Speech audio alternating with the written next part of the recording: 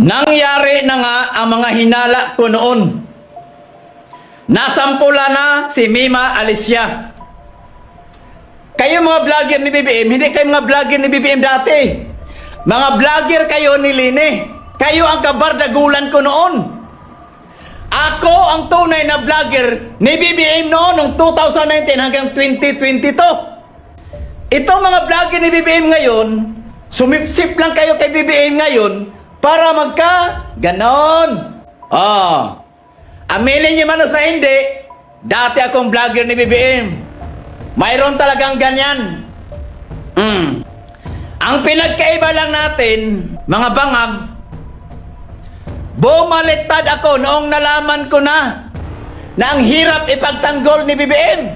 Dahil kitang-kita ang mga ebidensya, mga witness na nag-umpisa na siyang magganyan, mangurakot.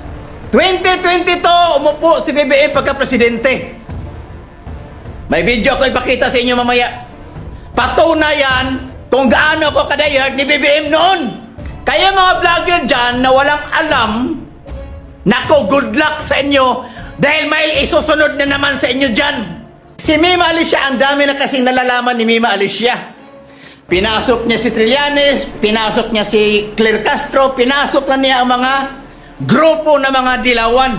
In short, marami na talagang alam si Mima Alicia. Kung totoo yung convo nila na siyang humawak ng budget, patunay lang yan na si Mima Alicia ay may direct access sa pinaka-boss nila para sa hati-hatian nila sa suhol. Ang pinagkaiba lang natin mga bangag vloggers, mas mautak ako. Dahil kayo kapag pumasok kayo dyan, hindi na kayo makakalabas ng buhay. Kaya noong 2022, bumaliktad na ako. Dahil ang mga nasa likod ni BBM, mga malaking sindikato dito sa ating bansa, hindi lang sa ating bansa, kundi abroad. Sindikato ng droga, sindikato ng online games. Tingnan nyo ngayon, sindikato ng smuggling. Kaya kayo mga vloggers na bangag, mag-ingat kayo. Kaya ako kumala sa pagiging vlogger ni BBM kahit may ganyan dahil ayaw kong magmukhang tanga sa publiko. Ayaw kong magmukhang bangag sa publiko. Yun ang pinagkaiba natin. Dahil ako marunong ako magbalanse. Hindi ako tipo ng taong yes lang ng yes kahit ang amo nyo nasa maling landas na. Di ba? Sus, may rosip ninyo mga bangag vloggers. May isusunod sa inyo. Mark my word. Lalo na dyan sa may mga alam na, may maraming alam na. Nako, si Lisa ang mga ano sa inyo dyan. Titira. Nako, mag-iingat kayo dyan kay Lisa. Kaya nga si BBM naging dilawan Dahil kay Lisa. Biruin mo, yung mga kritiko ni BBM noon, yung mga ayaw kay BBM noon, naging kakampi niya ngayon. Dahil kay Lisa, naging dilawan si BBM. Sa kabila ng pagbabati ko sa kanya noon ng kanyang ama. Yan po ang patunay kung gaano kabangag si BBM. So kayo nga vloggers dyan, manood kayo. Ito ako noon. Kung gaano ko kamahal si BBM noon, kung gaano ko na-obsess ni BBM noon. BBM ng BBM ang bunganga ko. Manood kayo. Mga kaungas, live tayo ngayon sa inaugurasyon ni BBM. Yes, tama! Yes! Ang talino talaga ng presidente natin. Ang talino. Ngayon lang ako nakasaksi na merong isang namatay na ang ipinapakita sa social media ng karamihan na merong isang namatay na ang ipinapakita sa social media ng karamihan ay yung kanyang kabastusan, kasinungalingan, intriga at kawalanghiyaan sa social media nung siya'y nabubuhay pa. Alam nyo, masakit yan sa mga malalapit doon sa namatay. Pero kailangan nilang tanggapin dahil yan ang katotohanan ng kanyang mga ginawa nung siya pa ay nabubuhay. Hindi naman natin maitatatwa yan dahil nakatatak na yan dito sa social media. Andyan na yan. Mahirap nang burahin yan. Yung kanyang pagmumura, pagbabalahura, pambabastos at pangwawalang hiya sa mga taong iniisip niyang kalaban ng amo niya.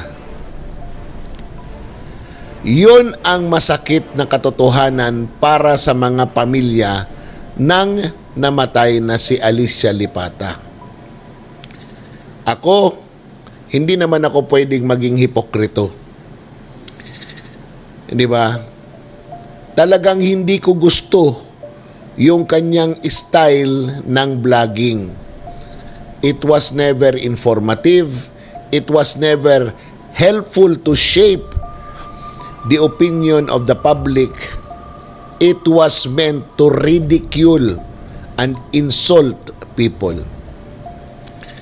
So bakit ako magpapaka-plastic na magsabing, di ba, nalulungkot ako? I am not. Hindi rin ako natutuwa.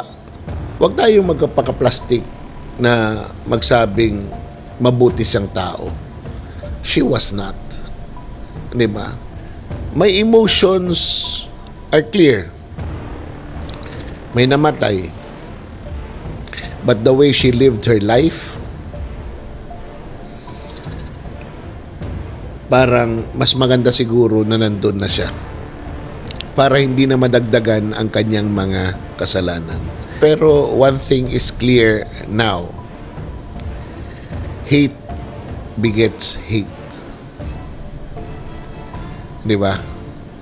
And kung inaakusahan nyo na DDS ang gumawa ng karahasan na yon, pag-isipan nyo mabuti.